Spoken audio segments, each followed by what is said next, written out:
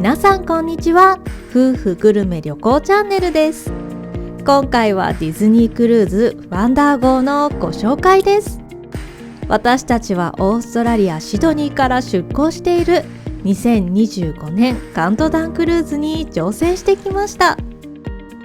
クルーズ船にはこれまで2度乗ったことがあったのですが、ディズニークルーズに乗るのは初めてだったので、とってもワクワクしていたんです。そして実際に乗ってみて、リピート確定の超最高の体験になったんですよ。とはいえ、私も乗る前まではディズニークルーズってどんな感じ？船の中はどうなっているの？と心配や疑問もあったんです。だってやっぱり6泊7日も船の中で過ごすことを考えると、気になることや不安に思うこともありますよね。でも実際は最高に楽しかった。ディズニークルーズを検討されている方の中には、同様の不安や疑問をお持ちの方もいらっしゃると思うので、今回の動画ではディズニークルーズ船内での過ごし方についてご紹介します。また次回以降の動画の予定は、ディズニークルーズワンダー号のレストラン、寄港地で暴動が起きたらどうなる？寄港地変更、寄港地での過ごし方、お部屋紹介とおすすめの持ち物など、さまざまな観点でディズニークルーズをご紹介していきたいと思いますので、チャンネル登録がまだの方はぜひこの機会にチャンネル登録と通知オンにしてくださいね。それでは本編スタートです。本動画の構成はこのようになっています。グリーティング、パーティー、ショー、イベントデザイン画、カフェバー巡りなどさまざまなアクティビティ、そしてプール、スパ、ジム、グッズショップなど施設紹介、このような流れでご紹介していきます。ぜひ最後までご覧ください。まずはキャラクターグリーティングから。やっぱり一番の目玉と言っていいのではないでしょうか。船の中でしか会うことのできない特別な衣装を身にまとったキャラクターたちにも会えますし、日本のディズニーでは出会うことのできないマーベルヒーローたちにも会うことができるんですよ。マーベル好きにはたまりませんよね。夫は大のマーベル好きなので、とっても大喜びです。とはいえ、やっぱりグリーティングにつきものなのは行列に並ぶこと。1時間は並ぶ覚悟が必要です。場合によっては並んでいても次の予定で諦めて途中離脱しなければならないなんてことも起きてしまいました。この動画ではそうした現実も含めてお伝えしたいと思います。ただ先にお伝えすると、1時間並ぶ価値のある最高に楽しくて幸せな時間になりましたよ。それでは幸せの裏側をお伝えすると、まずグリーティングの予定は船内アプリで確認することができます。アプリのスケジュールを確認すると、朝から夜までグリーティングやイベント、映画などのさまざまな催し物の情報を知ることができます。朝9時からお昼の12時頃までの3時間ほどで、これだけの数の催し物があるんですよ。MSC や日本丸など他の船でも同様かと思いますが、船内は至るところで何かしらのアクティビティが催されています。またグリーティングを重視したい人はキャラクターとの催し物に絞って確認することができます。この日はマーベルヒーロー多めの日です。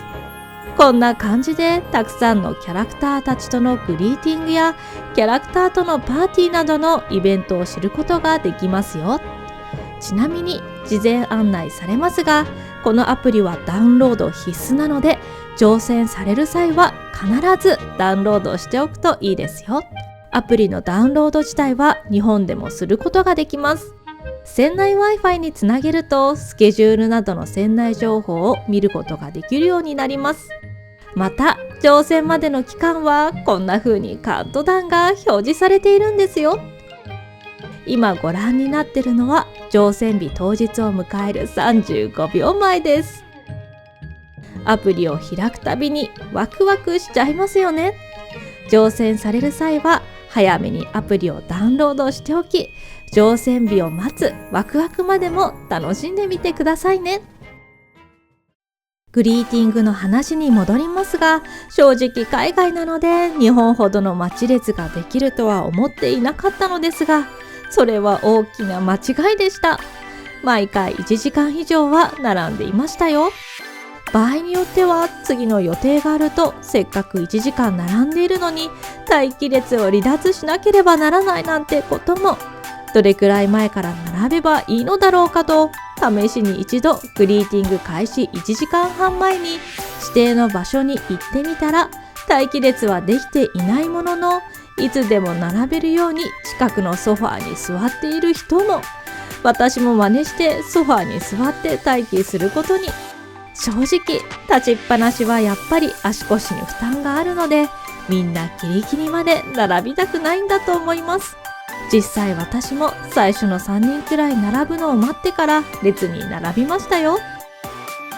できるだけ立っている時間を減らしたいですからね。待機列に並んでいる間はどうしてもやることがなくなってしまうので、暇つぶしグッズが必要です。私たちは Kindle で漫画を読んだり、夫はゲームをしつつ喋りながら待つといった感じでした。また喉が渇いた時用に私たちはポットにコーヒーを入れて持ち歩いていましたよ。少しでも快適に有意義に過ごせる準備が必要です。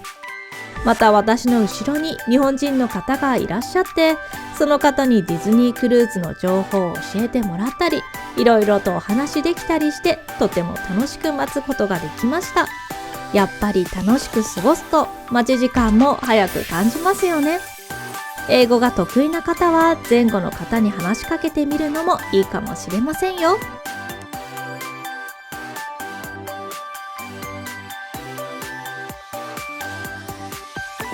お次は船上パーティー。6泊7日のクルーズでは私が把握している限り主なパーティーは4つあります。正直船内の様々なところでアクティビティが催され、常にどこかはちょっとしたパーティー状態でした。これは一度でもクルーズ船で旅行した人ならお分かりいただけるかと思いますが、船の中って至るところで様々な催し物がなされているんですよね。ということでここでご紹介するパーティーは主要なものをピックアップしてご紹介させていただきます。一つ目は今ご覧いただいている映像のミッキーセールアウェイブパーティー。これから始まる旅をゲストみんなで踊って祝う出港セレモニーです。これがめちゃくちゃ楽しいんですよ。ミッキーやミニーなど大好きなキャラクターたちが登場してくれるんです。もう大好きなみんなに会えて嬉しくて幸せで泣いちゃいました。ミッキー、ドナちゃんって声張りまくりです。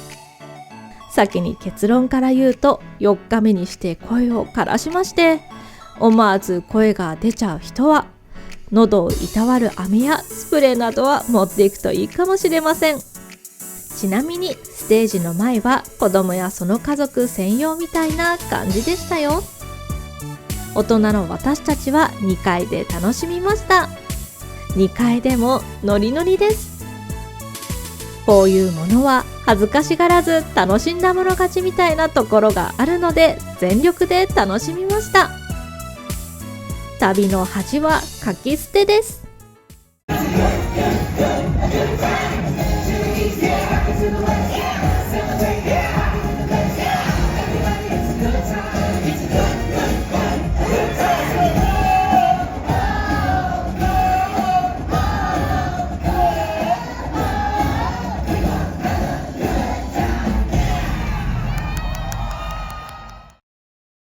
2つ目はパイレーツナイト。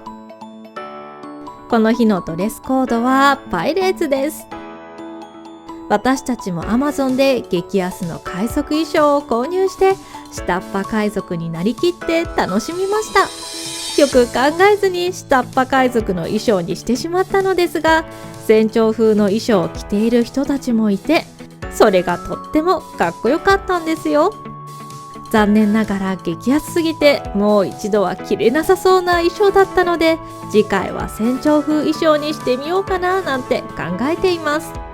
というか、夫のズボンはお尻の部分が縫えていなくて穴が開いていたので履くことすらできず、スウェットを着てパーティーに参加しました。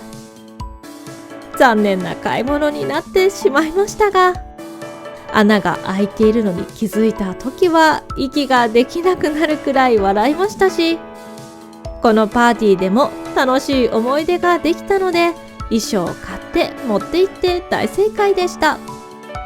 またランドで購入したミッキーの海賊帽子もかぶりましたよ。もちろんミッキーたちもパイレーツの衣装を着ているので、とっても可愛くてここでも大騒ぎです。しかもフィナーレは花火。一生忘れられない時間となりました。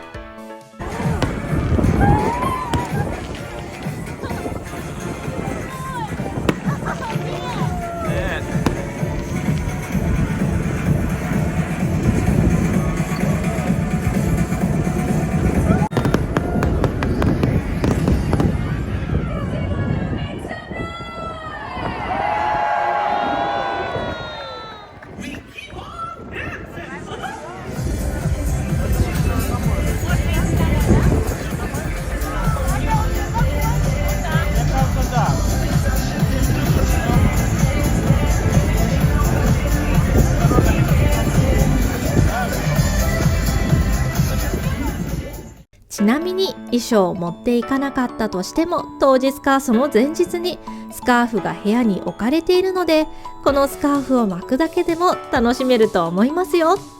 またその日のディナーは各レストランでパイレーツナイトディナーになっていて、お料理やスタッフの方の制服もパイレーツ仕様です。こちらはパイレーツナイトのスペシャルメニューだそうで、とっても大きなお肉です。夫が一生懸命肉が大きいことをお伝えしようとしてくれていますが、伝わりますでしょうか。そしてこちらがジャック・スパローの名前のついたホタテとエビとトマトのスパゲッティです。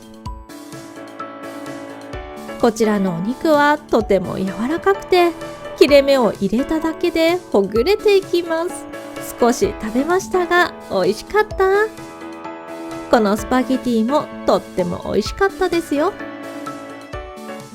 レストラン内でも食事がデザートあたりになるとダンスパーティーがあり、みんなで列になって踊ったりしましたよ。こういうものは全力で楽しんだもの勝ちですよね。旅の恥はかき捨て。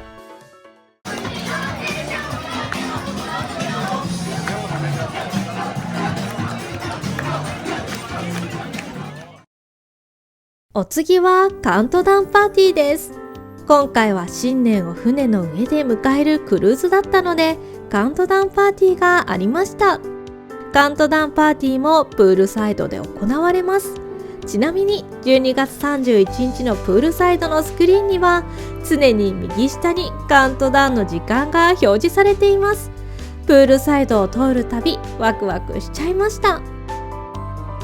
カウントダウンパーティーではカクテルや軽食が振る舞われます。ただお腹いっぱいだったのでカクテルだけにしました。24時に近づくと続々と人が集まって賑やかになってきますが、この時めちゃくちゃ寒いです。夏のオーストラリアとはいえ南半球の下の方の海の上にいるので、とんでもなく寒いんですよ。ダウンコートを着てマフラーくるくるにして防寒してました。とりあえず寒さに震えながら乾杯。そしてついに新年が明けます。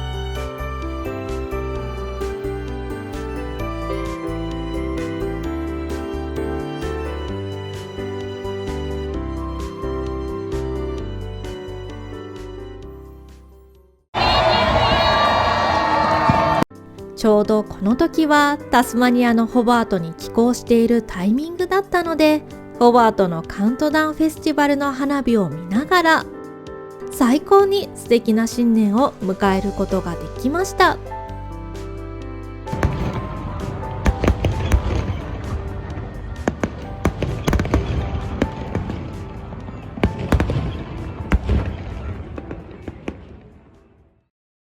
その他にも22時頃に船内でのキャラクターたちとのダンスパーティーがありましたよ。この日のミッキーたちは着飾っていてとっても素敵でした。それぞれソロダンスパートがあり、それがとんでもなく可愛かったんです。まずはグーフィー。本当にダンス上手でかっこいいんですよね。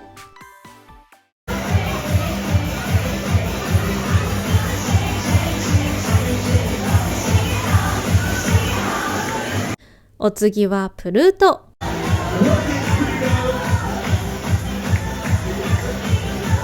お尻フリフリがキュートです。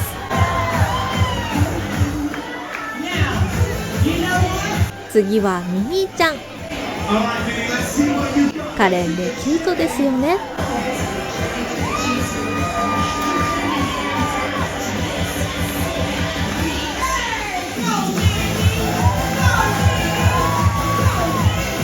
次はデイジー。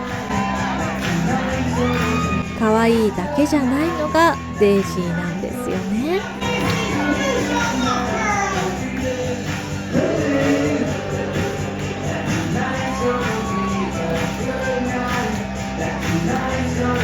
そして次はドナちゃん。一挙手一投足、すべてが可愛すぎます。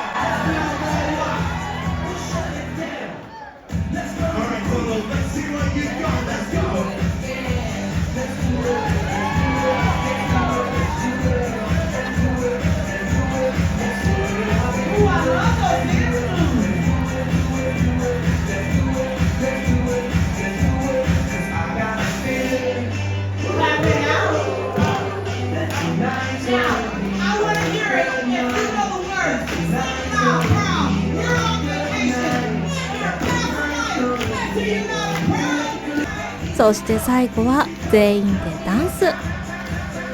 あまりの可愛さに嬉しくて楽しくて仕方ありません。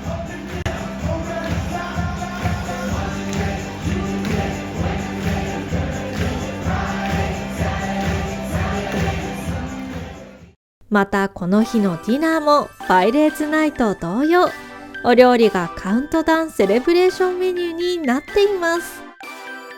フィレステーキとロブスターです。これもすごく大きくて美味しかった。そしてこちらはロブスターのラビオリ。しかもキャビア添えです。船内レストランについては別動画でご紹介予定なのでお待ちくださいね。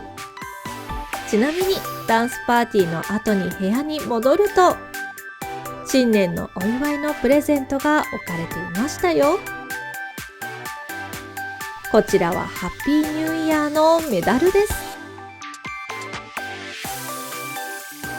そしてこちらはとってもいい香りのするボディーソープが染み込んだスポンジです。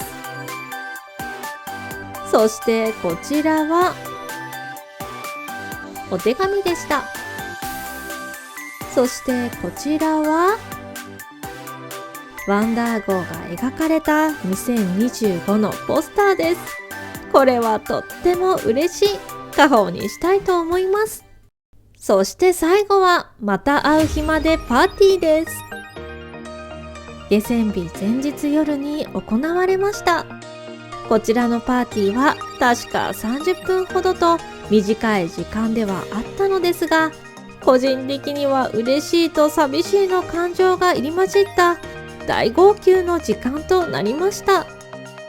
ショーに出演されていた役者さんたちと、もちろんミッキーやミニーちゃんたちも出てきてくれてとっても嬉しいのですが、明日船を降りなければならないという寂しさと、この夢のような時間がもうすぐ終わってしまうと思うと、涙が止まらなくなってしまいました。正直この動画を見返すだけでもちょっぴり涙が出てきてしまいます。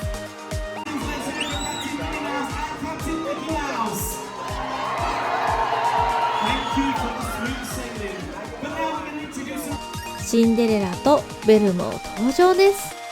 こちらのプリンセス、とんでもない可愛さでした。この後、確か15分間の一斉グリーティングが始まり、みんな好きなキャラクターの元へ行き写真を撮ります。私はキャプテンの格好をしたミニーちゃんとは写真を撮れていなかったので、ミニーちゃんの元へ。グリーティングが終わると、この後はみんなでまた会おうねを踊ってお別れをします。私はまた絶対に来るからねと泣きながら一生懸命手を振ってバイバイしました。また乗りに行きたいと思います。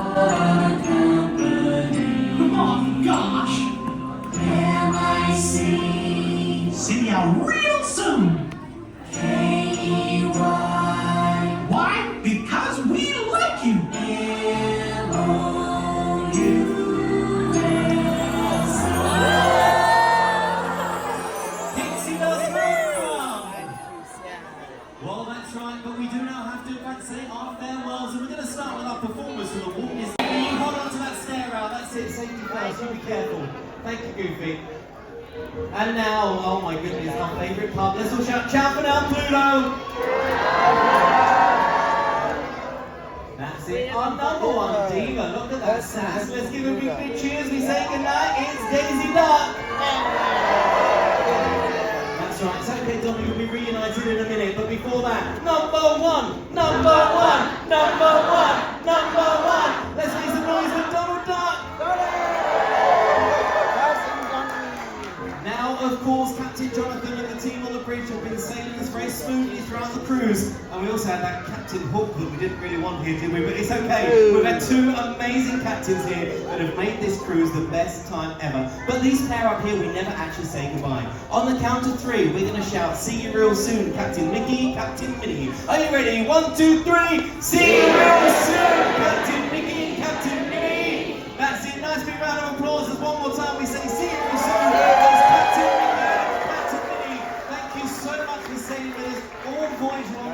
Into the new year. One more time, let them hear you as they make their way up the stairs. It's Captain Mickey and Captain Minnie!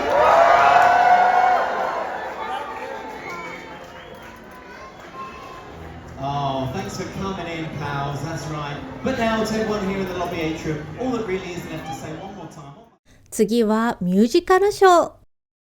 クルーズの中ではショーも見ることができるんですよ。一つ目はゴールデンミッキー。ラプンツェルやクルエラ、ノートルダム、ライオンキングなど様々なキャラクターが登場し、ディズニーソングを披露してくれます。ネタバレになるので詳細は省きますが、勇気づけられるメッセージ性あるストーリーと生歌に感動しちゃいましたよ。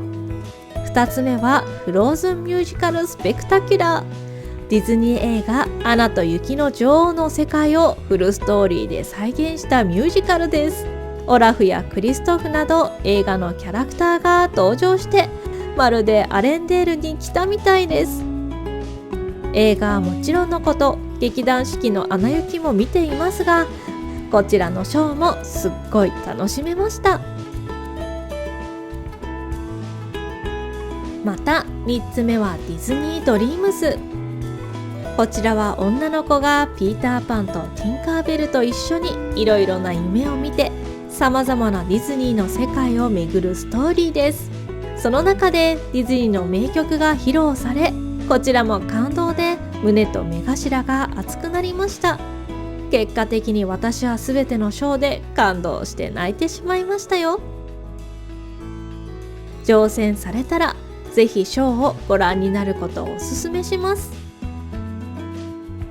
ただ残念ながら座席数に対して乗船客数の方が多いショーもあるみたいです。私たちは必ず見たいし、見るならいい席で見たいということで、グリーティング同様早めに並ぶことにしました。ショーの開演30分前には並び始めましたよ。また並んでいる最中は会場前にある売店でポップコーンを買ったりドリンクを買ったりしながら待ちました。違う日にはドリンクバーでホットコーヒーを入れて持参したりしてできるだけ快適な待ち時間を過ごせるようにしました。早めに並んだおかげで中央の席を確保できましたよ。このショーは前すぎると舞台を見上げる形になってしまい、場合によっては登場人物が見えないということなので、真ん中あたりの中央に座りました。舞台の全体を見渡せるいい席でしたよ。ちなみに体調不良になってしまったり、どうしても他にやりたいことがあってショーをパスしたとしても、当日であれば客室に設置されているテレビでショーの再放送がやっているので、そちらで見ることもできます。お次は様々なアクティビティ。キャラクターたちのイベント以外にも楽しいイベントはたくさんあります。例えばビンゴ大会。5000ドル、1万ドルとかなりざっくり計算で日本円で50万円、100万円と結構高額な賞金がもらえるビンゴ大会があるんです。参加するにはお金がかかるのですが、私たちは50ドルぐらい払って参加しました。もはやちょっとしたギャンブルですよね。やっぱり海外線ならではの体験です。2回参加しましたが、これはかなり盛り上がりました。またお子さんと一緒に楽しめるものとしたら、お絵描きイベントや折り紙イベントでしょうか。私たちはたまたま訪れたカフェで折り紙イベントが開催されていたので、カフェラテを飲みつつ折り紙で鶴や手裏剣を折って近くにいた子どもたちにプレゼントしたら喜んでくれましたよ。英語のイベントなので参加ハードルはあるかもしれませんが、折り紙やビンゴなどは英語が得意でなくても楽しめるはず。またイベント参加のハードルが高い方におすすめの過ごし方は、プール、映画、船内散歩、カフェ巡りやバー巡りです。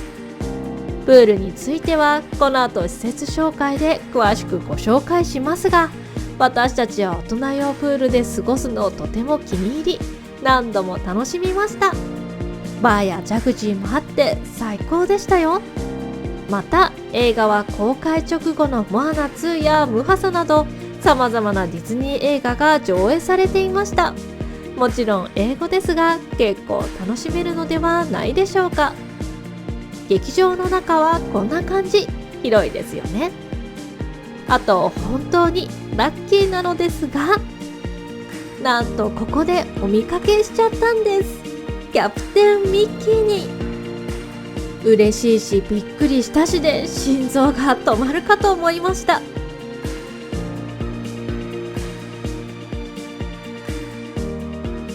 他には船内散歩はやっぱり楽しいですよ。デッキ散歩は風が強かったり雨が降っていたりすると散歩できないこともありますが、天気のいい時はとっても気持ちがいいんです。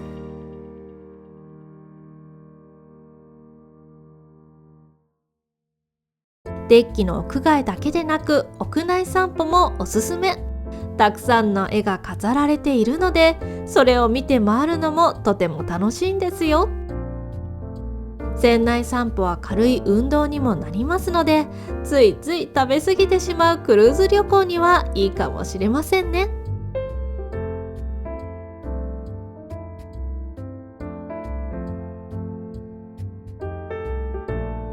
個人的に船内散歩で楽しかったのはドアデコ巡り。ディズニー船はドアを素敵に飾り付けしている人が多くて、見て回るだけでもとても楽しいです。ピクシーダストという文化があり、素敵だと思ったドアに袋がかかっていれば、そこにちょっとしたプレゼントを入れたり、ドアにマグネットを貼ったりします。私たちもドアデコして楽しみました。日本らしいドアデコにしたかったので、忍者ミッキーの手ぬぐいを飾ったりしましたよ。こちらは滞在中にいただいたプレゼントです。たくさんの人に楽しんでもらえたようで嬉しいです。ドアデコに関しては部屋と持ち物紹介の別動画でまとめたいと思います。ご興味のある方はぜひそちらをご覧くださいね。他には有料レストランやカフェバーを巡るのも楽しいです。私たちは有料レストランとカフェバーを毎日少しずつ巡って楽しみましたよ。バーでおすすめなのはこちらのキャデラックバー。生演奏を聴きながらのお酒を楽しむことができます。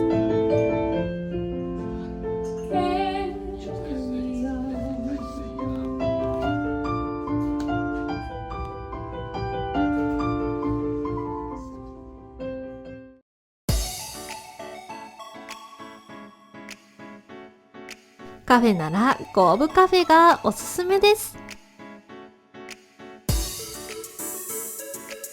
日の入るとても明るいカフェで気持ちのいい場所なんですよ。しかも有料カフェでカフェラテを頼むとデコしてくれます。この時夫はコーヒーだったのでデコなしです。私はこのデコが毎回楽しみになっていました。有料カフェやバーだけでなくレストランについても別動画、有料レストラン紹介として詳しくまとめたいと思いますので、ご興味のある方はぜひそちらをご覧くださいね。お次はプール、スパ、ジム、グッズショップなど様々な施設紹介です。まずはプールから。このクルーズ船にはプールは3つあります。1つ目のグーフィーズプールは子供も大人も入ることができる大きなプールです。特徴としてはスクリーンがあること。このスクリーンで映画が上映されているので、プールサイドでゴロリと横になりながら映画を楽しむことができます。また先ほどご紹介した外でのパーティーはこちらで開催されています。2つ目のアクアラボは子供専用の水遊び場です。柱の上からシャワーのように水が降り注ぐエリアもあり、水遊びをすることができます。ちなみに黄色いスライダーは大人もできたはず。3つ目はクワイエットコーブプールです。こちらは18歳以上が利用できる大人専用プール。私たちはこのプールでよく泳いでいました。大人用ということもあり、プールサイドにはバーがあるんですよ。お酒を片手にプールでくつろぐ時間は最高でした。プールで泳ぎ、お酒を飲み、ジャグジーに入り、プールサイドでゴロリと横になるの繰り返しです。ちなみに近くにビュッフェレストランがあり、プールサイドに持ってきて食べることもできました。船が動いていると寒いので、飛行地に停泊中の時が過ごしやすいと思いますよ。お次はスパのご紹介です。夫とカップルスパを利用しようかと話していたのですが、グリーティングやイベント、カフェやバー巡り、プールなどやりたいことがたくさんありすぎて結局利用せずでした。とはいえこの充実した施設を改めて見るとスパ受けたかったなぁと思うので、次回の楽しみにしたいと思います。ちなみに乗船直後にちょっとしたイベントがあるんですよ。このイベントは船内クレジットがもらえるチャンス。自分の部屋番号と名前を書いて箱に入れておき、スタッフの方がその紙を引いたらいくらかの船内クレジットがもらえるという単純なもの。ただ参加される方が多くて残念ながら当たらず。また初日には滞在期間中の温浴施設フリーパスを安く購入できるチャンスでもあります。早めに売り切れてしまうので、スパを何度も利用したい方にはおすすめ。サウナや暖かなタイルのベッドで休めたりと、少し体験しましたがリラックスできる空間でしたよ。またスパに併設してジムもあるんですよ。しかも選手にあるので最高の眺めです。私たちは朝一でジムに通っていました。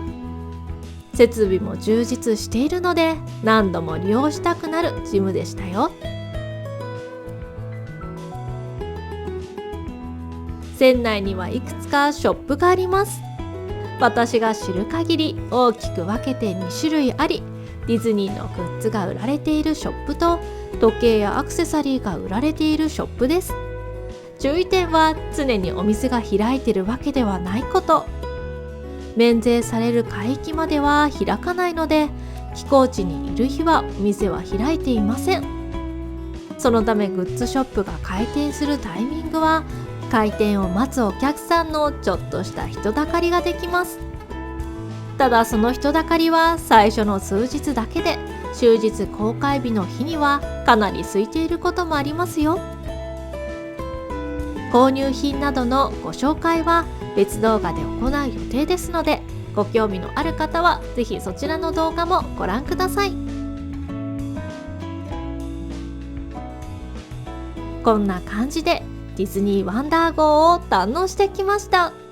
最後にもう一つおすすめの場所のご紹介です。それがキーレストランです。オーストラリア最高峰レストランとも言われているんですよ。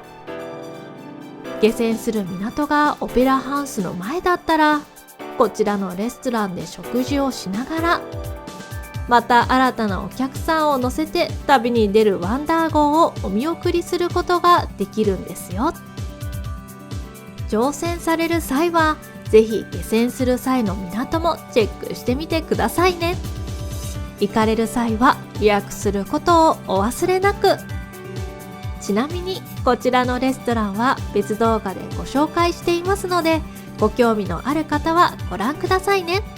今回はディズニークルーズ船内の過ごし方のご紹介でした。この動画が少しでも皆様のお役に立つと嬉しいです。今後も様々なグルメや旅行をご紹介していきますので、ぜひチャンネル登録とグッドボタンよろしくお願いします。それではまた次の動画でお会いしましょう。ご視聴ありがとうございました。